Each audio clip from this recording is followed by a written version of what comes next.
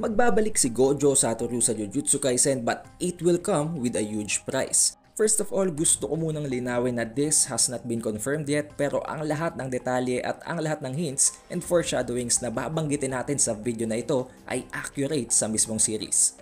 As of now, matapos ngang matalo din ng strongest 400 years ago na si Kashimo Hajime, ang natitira na lamang para tumapat kay Ryomen Sukuna ay ang mga heavy hitters mula sa Jujutsu High. Kung magiging prangka, napakamalabong matalo nila si Sukuna at this point dahil kahit pagsamasamahin pa silang lahat, hindi nila matatalo si Gojo Satoru at ang Gojo Satoru yun naman ay tinalo ni Ryomen Sukuna at ang Ryomen Sukuna na yun ay mas malakas pa ngayon dahil nagbalik na nga ito sa kanyang original form. Tagal na nating inaccept na talagang patay na si Gojo Satoru at hindi na siya mabubuhay muli para tapatan si Ryomen Sukuna, but dahil dito sa latest chapter na ang chapter 244 ng Jujutsu Kaisen, nagkaroon ng napakalaking hint na talagang pwedeng bumalik pa si Gojo.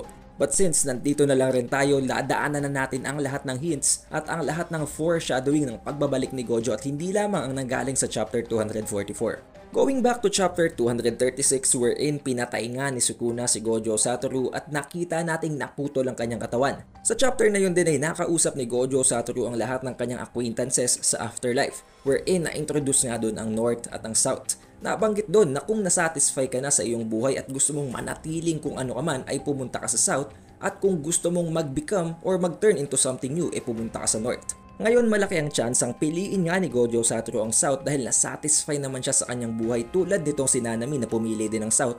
However, bakit pa dito na-mention ang tungkol sa North kung hindi niya yun pipiliin? And one more thing from that chapter, nakita din natin ang isang lotus flower na maaring nagsisignify ng rebirth at ng reincarnation. Since basing nga sa storyline ng Jujutsu Kaisen, parang idinidikit at ihinahalin tulad talaga ni Gege Akutami si Gojo Satoru kay Buddha. So tulad ni Buddha, pwede talagang magkaroon ng reincarnation or ng rebirth itong si Gojo Satoru. Another point here is that nakita nating walang masyadong ginampanan si Kashimo Hajime. Kung sana lamang ay may na-inflict na kahit na konting significant damage itong si Kashimo Hajime sa original na form ni Ryomen Sukuna para ma-weaken ito in the very least, then it would make sense na pagtulungan siya ng mga heavy hitters na natitira para matalo siya nito. Pero nakita naman natin na wala siyang ginampanan at halos pinaglaruan lang siya ng original na form ni Sukuna. It might be because ang kanyang paglaban kay Sukuna ay may different purpose. Hindi ang kalabanin si Sukuna para matalo ito at hindi ang i-weaken siya kung hindi ang mag-buy time habang nililigtas at dahan-dahan nilang hinihil si Gojo Satoru gamit ng reversed curse technique. Ngayon galing naman sa latest chapter na ang chapter 244 ng Jujutsu Kaisen, nakita natin na sinamarize nga ni Higuruma ang lahat ng krimen na ginawa ni Ryomen Sukuna para malaman nila kung gaano kataas ang chance or ang probability na makapull off sila ng death penalty. Subalit sa sobrang dami ng naipon at nalikom nilang mga krimen, bakit wala doon ang pagpatay kay Gojo Satoru? I know you guys all have your different opinions sa kung ano ang rason kung bakit hindi napasama ang pagpatay kay Gojo sa mga krimen na inilatag nitong si Higuruma. Pero let's just say na i-disregard muna natin ang tungkol sa bagay na yon for the sake of the argument na pwedeng ma-revive nga si Gojo Satoru.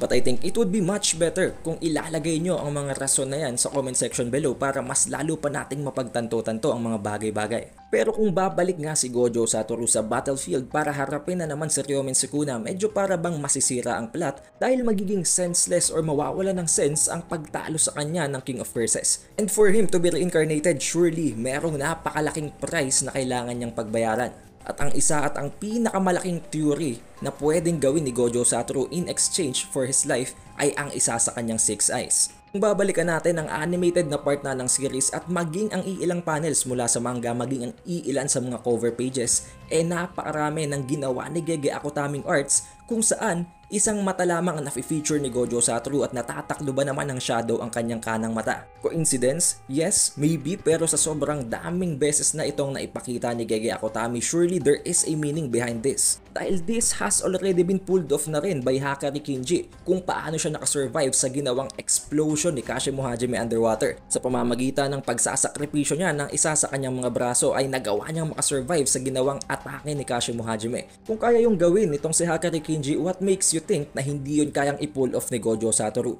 Considering na hindi nga dinamage ang utak niya sa ginawang atake ni Sukuna at alam naman natin na ang reverse curse technique ay nagmumula sa mismong brain ng user. But if it really comes to that, magiging mahina na ngayon si Gojo Satoru dahil alam naman natin ang isa sa naging forte ni Gojo Satoru ay ang kanyang efficiency sa paggamit ng Cursed Energy, which has only been made possible lang dahil lang nga sa presensya ng dalawang Six Eyes. Dahil na din sa kawalan ng isa sa kanyang mga mata, maaaring hindi na din niya magamit infinitely at unendingly ang kanyang infinity. Meaning hindi na invincible si Gojo Satoru at hindi na siya invulnerable at all times. I mean, oo, magagamit pa rin niya ang kanyang infinity at magagamit pa rin niya ang kanyang reverse curse technique passively. Pero hindi na yun kasing efficient ng ginagawa niya before dahil iisa na lang ang matitira sa kanyang Six Eyes. Kung gano'n na nga mangyayari, nangangahulugan lang din na hindi na siya magiging on par kay Ryomen Sukuna considering na si Ryomen Sukuna mas malakas na nga ngayon. Kaya kahit pagtuusin pa silang muli ni Ryomen Sukuna, hindi na siya mananalo dito one-on-one at kakailanganin niya na talaga ang tulong ng allied sorcerers. From then on, makakasali na rin ang Honored One sa Jump Kaisen. But still, with his knowledge and capabilities, hindi naman mawawala ng kwenta si Gojo Satoru at makakaya pa rin naman niyang makipaglaban kay Sukuna, but more on being a guide kay Yuji Itadori at sa iilan pang mga heavy hitters na natitira. Especially sa ating main boy na si Yuji Itadori dahil alam natin kung gaano kalaki na ang galit nitong si Yuji kay Ryomen Sukuna nang dahil lang nga sa ginawa nito sa kanyang buhay. Wala nang kahit na sino pa sa loob ng Jujutsu Kaisen verse ang nagkakaroon ng ganito katinding galit kay Sukuna except kay Yuji Itadori. At alam naman natin kung saan ang gagaling ang cursed energy na ang gagaling ito sa negative emotions which is overflowing ngayon itong si Yuji. Surely with the help of Gojo Satoru ay malalaman niya kung paano ito i-utilize at kung paano ito gagamitin ng tama.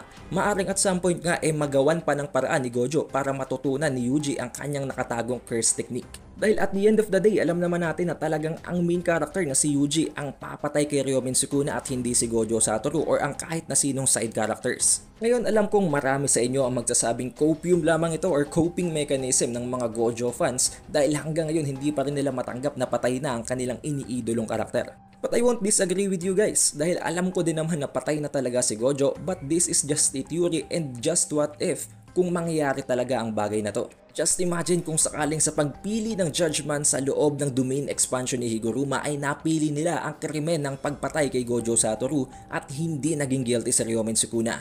And then sa huling panel ay makita nating buhay na si Gojo Satoru at nasa feral mode na naman habang nag-a-awaken. I don't want to be biased kaya sasabihin ko na ngayon pa lang na wala nang laban si Gojo Satoru sa current state ni Ryomen Sukuna.